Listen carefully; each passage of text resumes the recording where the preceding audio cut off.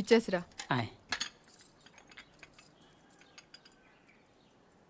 ఎవరికి? ఎవరో పొలం కొనడానికి వచ్చారు. మనం పొలం అమ్ముతున్నావా?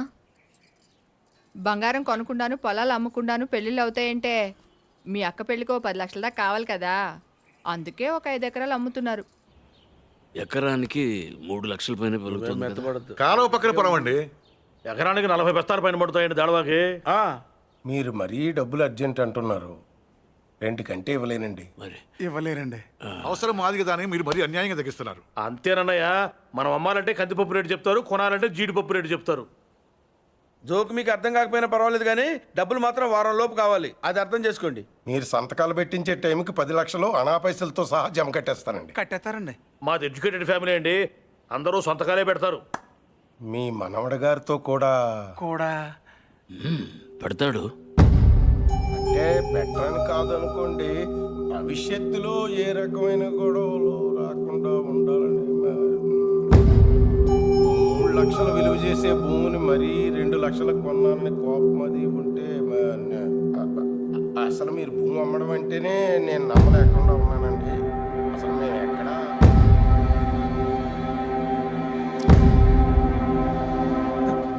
స్టాంప్ పేపర్ కొన్నారా? కొన్నానండి. కొనం అక్కడితో ఆపేద్దాం అనుకుంటున్నానండి. నన్ను వదిలేని మూర్తి గారు, నేను మీ పొలం కొనలేను. కొనలేరండి. ఏమైందండి? నేను నచ్చలేదో, నేను చెప్పిన రేట్ నచ్చలేదో వారి మనవడి గారికి ఈ పొలం అమ్మడం ఇష్టం లేనట్టుందండి. నన్ను వదిలేయండి సార్. వస్తానండి. వస్తామండి. నీకు ఇష్టం లేకపోతే ముందే చెప్పొచ్చుగా, వాళ్ళ ముందు మా పరువు తీయాలా? ఇంకా ఎందుకనయ్యా నిల్చొని చూస్తున్నావు? వీడింట్లో ఉండగా పిల్లల పెళ్ళిళ్ళు కాదు కదా, పుట్టినరోజులు కూడా జరగనివ్వడు. పార్థు వచ్చాడని పండగ చేశారు కదా, ఈ ఇంట్లో అదే ఆఖరి శుభకార్యం. మన వాడు కానప్పుడు మనవడైతే ఏంటి, తొక్క ఎవడైతే ఏంటి.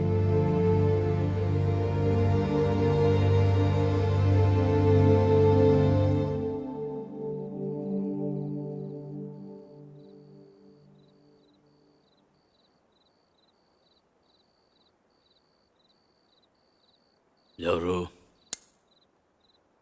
పార్థు.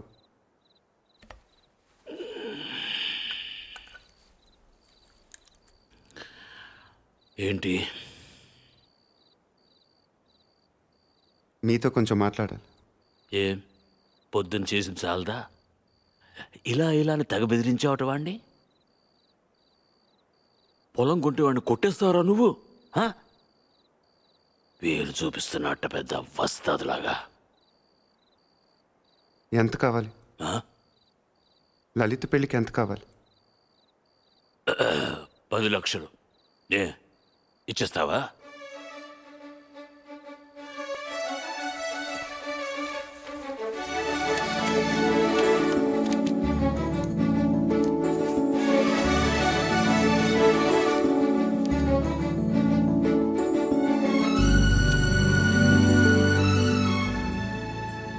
ఇప్పటిదాకా మీరు పోగొట్టుకొని చాలుతుంది. పొలం కూడా పోగొట్టుకోవటం నాకు ఇష్టం లేదు.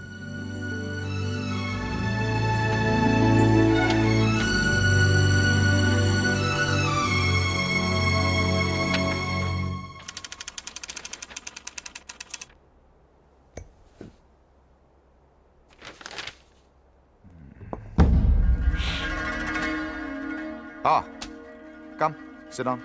మీ గురించి చదువుతున్నాను. 1991 బిలాస్పూర్ లోకల్ లీడర్ని మీటింగ్ జరుగుతుండగా చంపారు. Well, coming to the point, రీసెంట్గా ఇలాంటిది ఒక మర్డర్ జరిగింది, అపోజిషన్ లీడర్ శివారెడ్డిది. ఈ విషయంలో మీరు ఏమైనా హెల్ప్ చేయగలరా? ప్రొఫెషనల్ చేశాడు ఇది. ఎలా చెప్పగలరు? టెలిస్కోపిక్ గన్, నుదుటి మీద బుల్లెట్, కాస్ట్లీ మర్డర్. ఓ, రఫ్గా ఎంత తీసుకుంటారు? 1-2 కోట్లు. అంతా? ఈ ఉద్యోగాలన్నీ మానేసి ఇలాంటిది ఒకటి చేస్తే లైఫ్లో సెటిల్ అయిపోవచ్చేమో కదా. సరే, అంత డబ్బు ఎక్కడ దాస్తారు వీళ్ళు? బ్యాంక్లో. బ్యాంక్లోనా? అక్కడ దాస్తామని మీకు కూడా డౌట్ రాలేదు కదా? నిజమే, ఈ కేసులో ఎటువైపు వెళ్ళినా అన్ని దారులు మూసుకుపోతున్నాయి. శివారెడ్డి మర్డర్ జరిగిన స్పాట్కి దగ్గరలో యాక్సిడెంట్ జరిగింది. ఒక కారు, ఓ పెట్రోల్ ట్యాంకర్ ఒకదాన్ని ఒకటి గుద్దుకున్నాయి. విచిత్రం ఏంటంటే ఈ రెండు బళ్ళు ఒకటే అద్దెకు తీసుకున్నాడు. అది వీడు. ఆ యాక్సిడెంట్లో వీడు పోయాడు, అక్కడ ఆగిపోయాం. వీడు చంపడు. వీడు నా దగ్గర పనిచేశాడు. వీడు ఎస్కేప్ మాత్రం ప్లాన్ చేస్తాడు. మర్డర్ వేరే వాడు చేస్తాడు.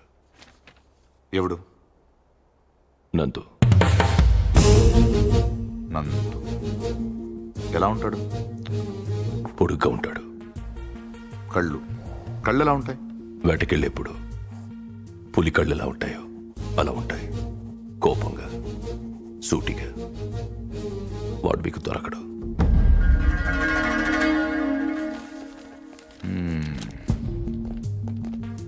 అన్నీ వెతికాం కానీ ఒక్క విషయం మర్చిపోయాం. Banks. Let's search. Siva Reddy murder జరగడానికి 15 రోజుల ముందు నుంచి అన్ని నేషనలైజ్ బ్యాంక్స్లో ₹1,00,00,000 అంతకంటే పెద్ద అమౌంట్ ఏ ఇండివిజువల్ అకౌంట్కైనా డిపాజిట్ అయ్యిందా వెతకండి. సార్ అలాంటి విషయాలు బ్యాంకులు బయటికి చెప్పరు సార్. లంచం ఏమండి అయ్యా, ఇండియాలో దానికి అవ్వని పని లేదు. Search search search search.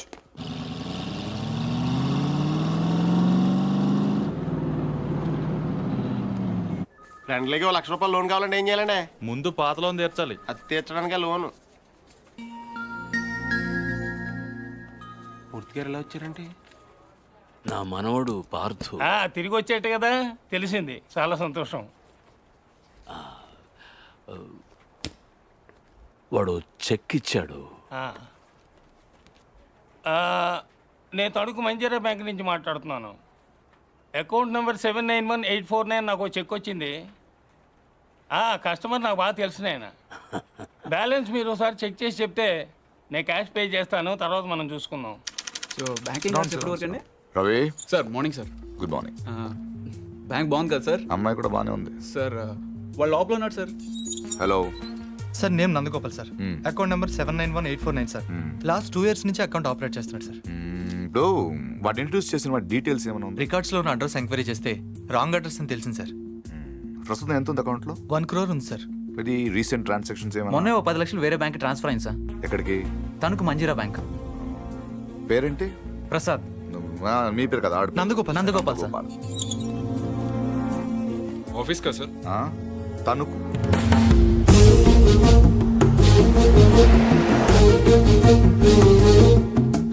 Anjaneya Prasad from audit department. ఎప్పుడు వచ్చారు సార్?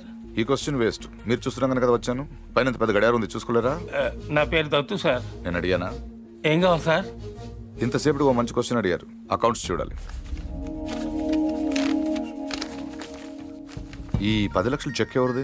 ఇది సత్యనారాయణ మూర్తి గారని పక్కనే బాసర్లపూడి గ్రామంలో ఉంటారు. వాళ్ళ మనవడు ఇచ్చాడు. పేరేంటి? పార్థసారథి. పార్థు. 791849 నందగోపాల్.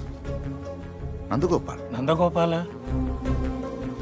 మరి ఇక్కడ పార్థసారథి ఉందేంటి? సంతకం నేనంత కీన్గా చూడలేదు సార్. తెలుసున్న వాళ్ళే కదా అని.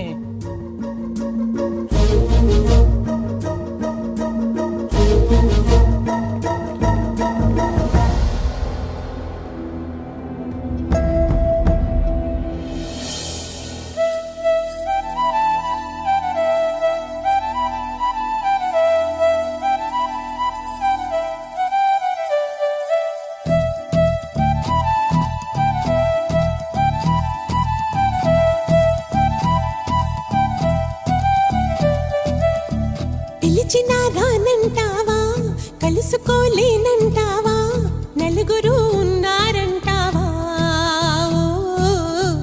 చిలిపిగా చెంతకు రాలేవా.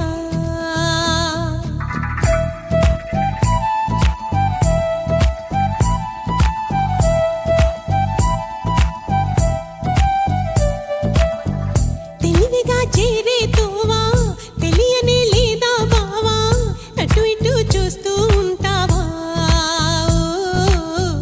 తటపటాయిస్తూ ఉంటావా.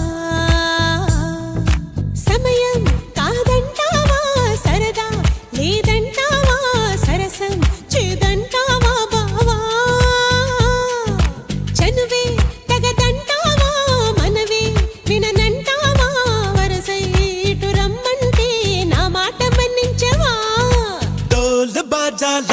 ఇలా నా వెంట పడతావా చల్లాకి రోజా ఆగమంటే ఆగనంటావా డోల బాజాలా ఇలా నా వెంట పడతావా చల్లాకి రోజా ఆగమంటే ఆగనంటావా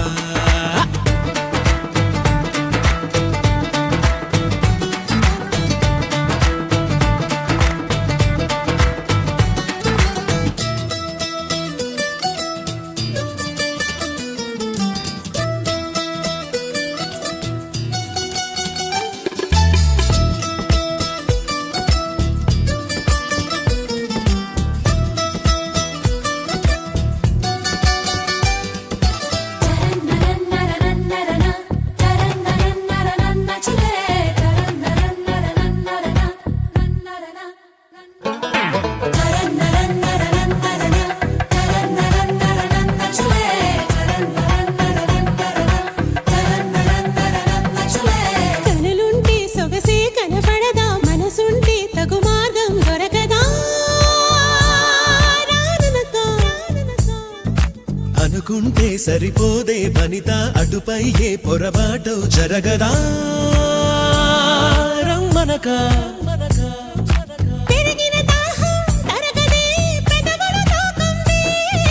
తరిమిన తాపం తాళదే మదనుడి బాణం తగిలితే చల్లే పడాయి నాతో లడాయి తగ్గించబోయి అబ్బాయి హబా హబాయి అమ్మో అమ్మాయి విన్నానులే Break it down. హవా హవాయి అమ్మో అమ్మాయి విన్నాం కదా నీ సన్నాయి హవా హవాయి అమ్మో అమ్మాయి విన్నాం కదా నీ సన్నాయి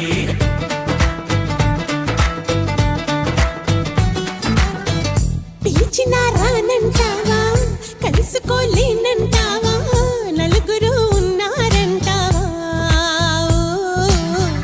చిలిపిగా చెంతకు రాలేవా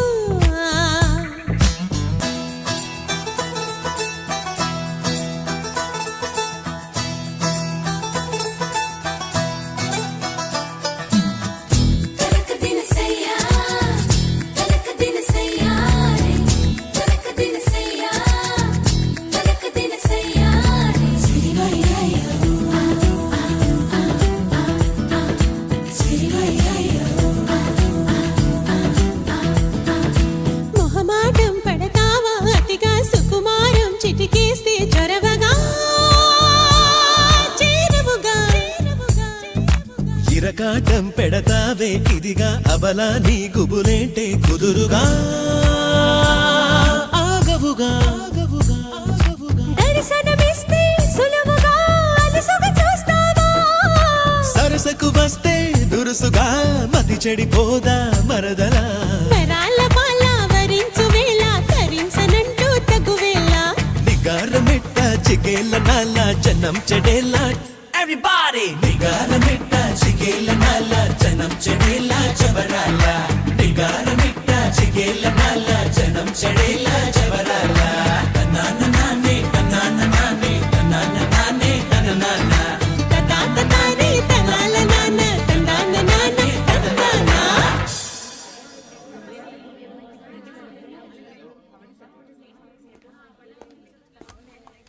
హలో నందు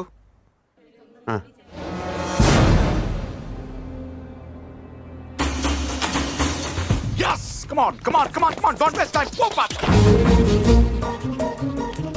అరే నువ్వు ఇచ్చేటప్పుడు ఓకే సార్ రవి ఇద్దరిని ఇచ్చిపెట్టి పంపించు అలాగే cover this areas Ravi sir అలాగే ఫస్ట్ ఫ్లోర్కి వెళ్ళి అక్కడ తెచ్చుకో and cover the back yard okay sir sorry Murthy గారు సారీ ఫర్ ద ఇన్కన్వీనియన్స్ ఏంటి దొరికాడా లేదు సార్ వెనక్కి వెళ్ళెత్తుకండి బై బై మూర్తి గారు మీ ఇంట్లో ఉన్నాడు కుర్రోడు వాడు మీ మనోడు కాదు వాడి పేరు నందు he's a professional killer opposition leader Sivareddy murder కేసులో వాడి కోసం వెతుకుతున్నాడు ఎస్ఐని టీవీ దగ్గర రమ్మని చెప్పు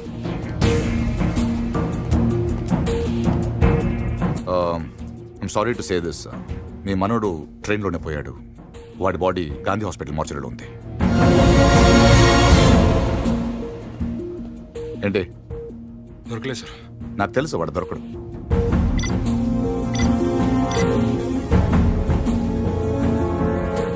Come on, let's go.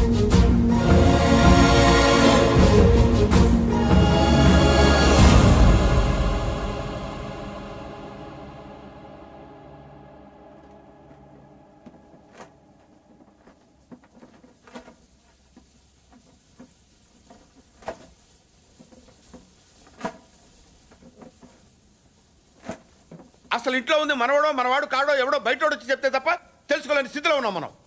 వాడు వచ్చాడని ముగ్గులేశారు, వాడు తింటాడని గారెలేశారు, వాడు వారసుడని మా మీద కేకలేశారు. ఇప్పుడు చూడండి, నలుగురిలో ఎదవలం అయిపోయాం. అందుకే ఎవడన్నా వస్తే వెంటనే తలుపు తీయడం కాదు, ముందు ఆరాధియాలి. 12 ఏళ్ల తర్వాత అడ్రస్ వెతుక్కుంటూ ఇంటికి వచ్చిన వాడిని పార్థు కాకుండా ఇంకెవరనుకుంటావండి? Post man అనుకోవచ్చుగా. దేవుడి దయ వల్ల 3 పడ్డాక పోలీసులు వచ్చారు.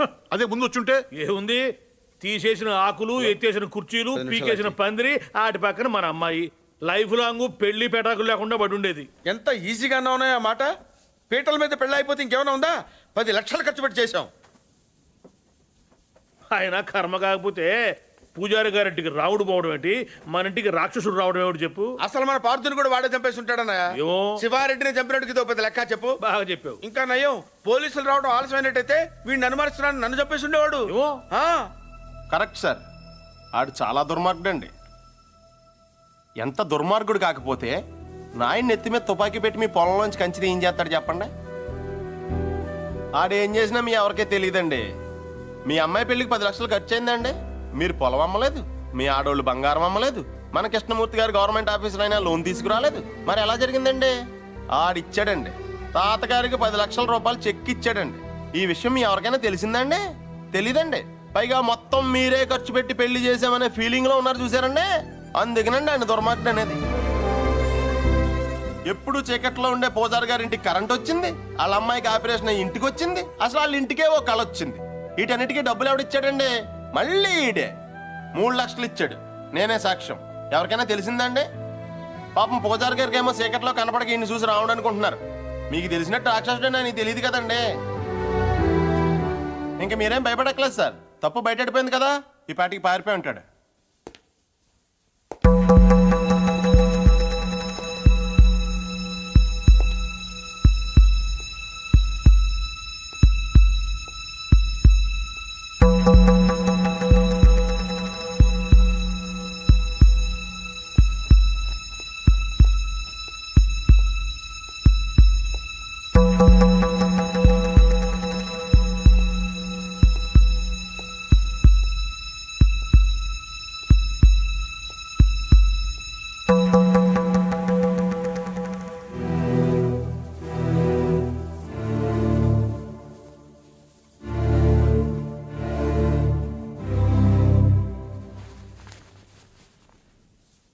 నిజం చెప్పే ధైర్యం లేనివాడికి అబద్ధం ఆడే హక్కు లేదు. నాకు ధైర్యం ఉంది. అందుకే పార్థు లేడని నిజం చెప్పడానికి ఇక్కడికి వచ్చాను. కానీ ఆవిడని చూశాక పార్థు రాలేడని చెప్పాలనుకున్నాను. మిమ్మల్ని చూశాక ఆ మాట కూడా చెప్పలేకపోయాను. అబద్ధం ఆడాను. అబద్ధం మాత్రమే ఆడాను. మోసం చేయలేదు. రెంట్కి పెద్ద తేడా ఏంటో. నిజం చెప్పకపోవటం అబద్ధం, అబద్ధాన్ని నిజం చేయాలనుకోవటం మోసం. నేను పార్థు అని అబద్ధం చెప్పాను. నేనే పార్థు అవ్వాలని మోసం చేయలేదు. అందుకే ఎవరు అనుమానించినా భరించాను, ఎవరు అవమానించినా సహించాను, ఎవరు ప్రేమించినా తలుంచాను. పోలీసులకు దొరకకుండా తప్పించుకున్నా వెనక్కి తిరిగి రావడానికి కారణం ఒకటే ఈ ఇంట్లో నేను సమాధానం చెప్పాల్సిన మనుషులు 2 ఉన్నారు. ఒకళ్ళు మీరు, ఇంకొకళ్ళు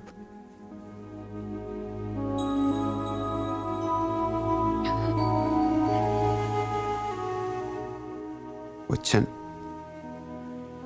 చెప్పాను. ఇంకా మీ ఇష్టం.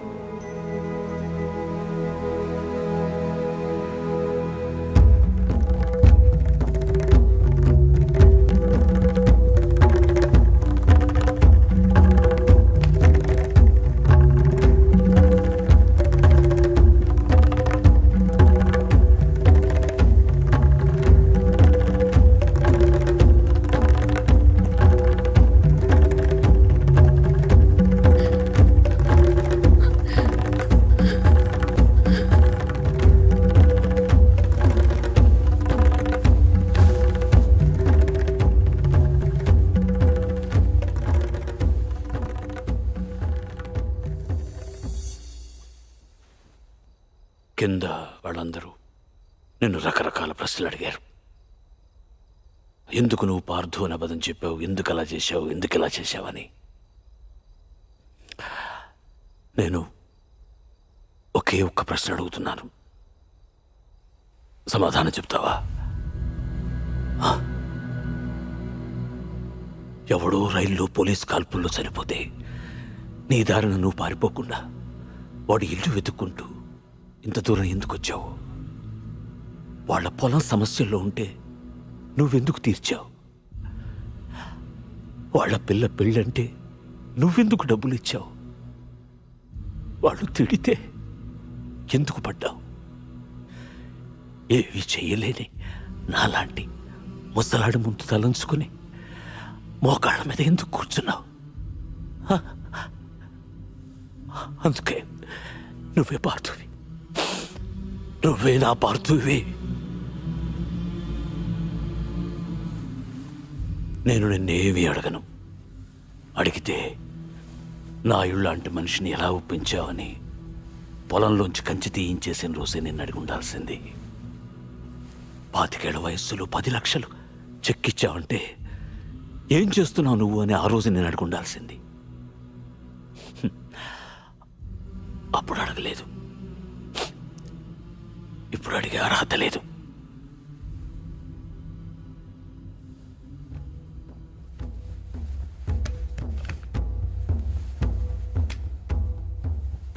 ఇది నా కొడుక్కు నేను కొనిచ్చాను. అప్పుడు వాడి ప్రాణాలు తీసింది, ఇప్పుడు నీ ప్రాణాలు కాపాడుతుంది. నువ్వు నేరం చేసావని వాడెవడో అన్నాడు, ఇప్పుడు యుద్ధం చేయమని నేను చెప్తున్నాను.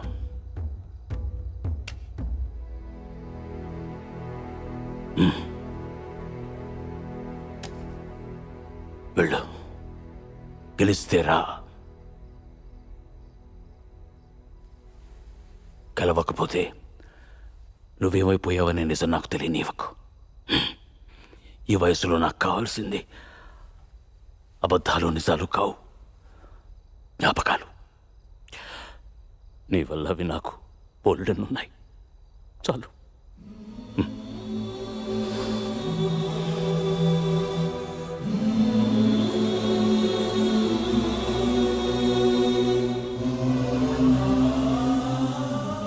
జాగ్రత్త.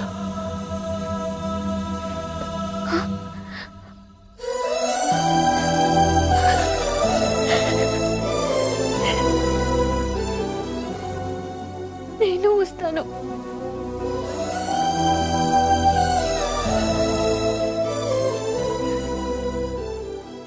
నేనే వస్తాను.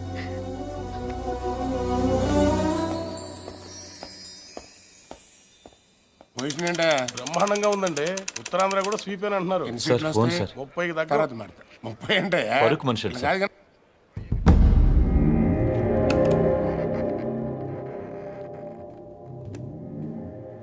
ఎవరు? నీకు తెలుసు. ఎందుకు ఫోన్ చేశావు? శివారెడ్డిని ఎవరు చంపారు? నాకు తెలీదు. నీకు తెలుసు. నిజంగా నాకు తెలీదు. సార్ మీకు పార్సల్. ఎవరేమన్నారు నిన్ను? నేనే పంపాను. ఏంటి? నువ్వు శివారెడ్డిని చంపమని ఆ రోజు నాతో ఫోన్లో మాట్లాడిన రికార్డ్ చేశాను. అదే ఆ క్యాసెట్. నువ్వు నిజం చెప్పకపోతే ఒరిజినల్ క్యాసెట్ సిబిఐకి ఇస్తాను. ఎంత కావాలి? ఏం కావాలని అడుగు బాజిరెడ్డి. ఆ రోజు నాతో మాట్లాడాక ఇంకెవరితోనో మాట్లాడు. వాళ్ళెవరు, ఏం మాట్లాడు? సైలెంట్గా ఉండటానికి ఇది లైబ్రరీ కాదు బాజిరెడ్డి. మాట్లాడు. ఆఖరిసారి అడుగుతున్నాను బాజిరెడ్డి. అప్పటికి చెప్పకపోతే నువ్వు నన్ను చూడాల్సి వస్తుంది. నీకు తెలుసు, నన్ను చూశాక ఇంకేం చూడటానికి నువ్వు ఉండవు. చూస్తావా? చెప్తావా? చెప్తాను. ఆ రోజు నువ్వు ఫోన్ చేసిన తర్వాత నాకు ఇంకో ఫోన్ వచ్చింది. ఆ ఫోన్ చేసింది నీ ఫ్రెండ్ మళ్ళీ. మా వాడు ఎంత అడిగాడు? 1.5 75 ఇవ్వండి, నేను చేసి పెడతాను. 1 మినిట్ ఉండు. మరీ 75 కాదు కానీ 2 కోట్లు ఇస్తా, తీసుకో. కానీ మిస్ అవ్వకూడదు, వేసేయాలి. ఆఫర్ నచ్చితే ఆదివారం గెస్ట్ హౌస్ వచ్చుకోలు. సరే.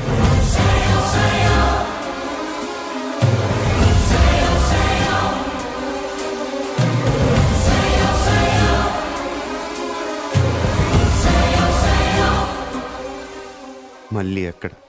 కావాలంటే నువ్వు వాడిని చంపేసుకో, నేను అడ్డు రాను. రేపు నేను సీఎం అయిన తర్వాత నీ మీదకి ఏ కేసు రాకుండా నేను చూసుకుంటాను. ప్లీజ్ దీని ఒరిజినల్ కేసెట్ నాకు ఇచ్చేసేయి. సారీ బాజిరెడ్డి, నేను అబద్ధం చెప్పాను. నువ్వు ఆ రోజు మాట్లాడింది రికార్డ్ చేయలేదు. మరిది ఎంటీ. కానీ ఇప్పుడు మాట్లాడింది రికార్డ్ చేశాను.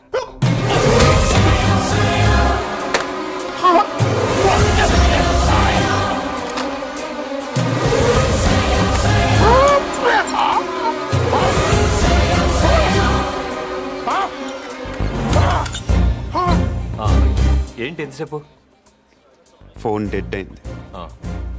చాలా బిజీగా ఉన్నారు. ఈవినింగ్ తుఫాను తలొంచి చూసే తొలి నిప్పు కణమ్మ తడే అక్కడే అక్కడే అక్కడే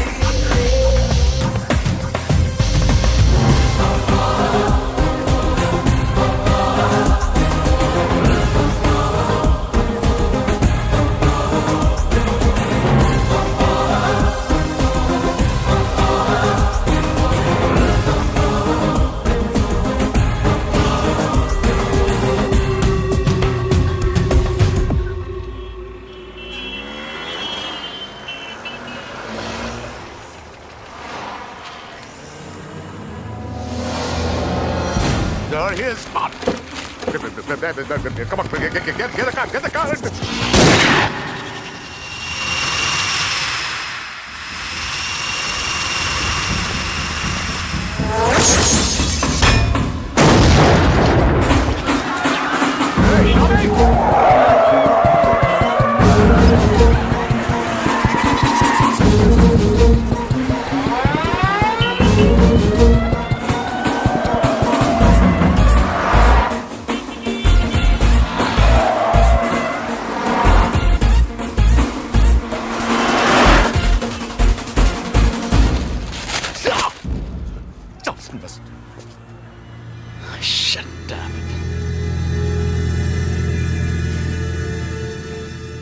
అసలు ఎందుకు కాల్చావు? ఎంత తీసుకున్నావు? How much?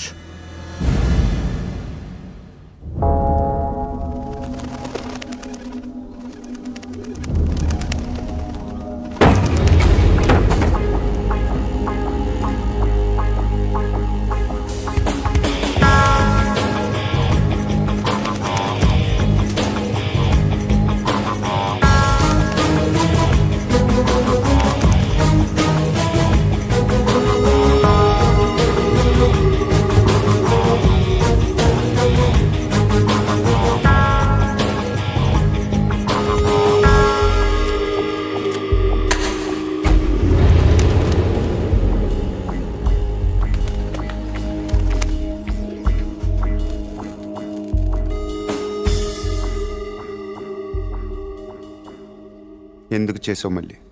నీ మీద నాకేం కోపం లేదు నందు, అలా అని ప్రేమ కూడా లేదు. ఇద్దరం కలిసి ఒకరిని చంపేవాళ్ళం, అంతేగాని ఒకళ్ళ కోసం ఒకళ్ళు చచ్చేంత రిలేషనే లేదుగా మన ఇద్దరికి. ఒకళ్ళనొకళ్ళు చంపుకునే అంత గొడవలు కూడా లేవుగా మన ఇద్దరికి. నేను అవే ఆలోచించలేదు నందు. ఎస్కేప్ చేస్తే నువ్వు 50 లక్షలు ఇస్తావు, చంపితే బాజిరెడ్డి 2 కోట్లు ఇస్తాడు. ఓకే, వాడిని చంపి నీ మీద తోసేస్తే నాకు 2.5 వస్తుంది, అంతే. అదొకటి ఆలోచించాను. తప్పు చేసావు మళ్ళీ, తప్పు చేసావు. అసలు మనం చేసేది తప్పు నందు, దాన్ని కరెక్ట్గా చేయాలనుకోవడం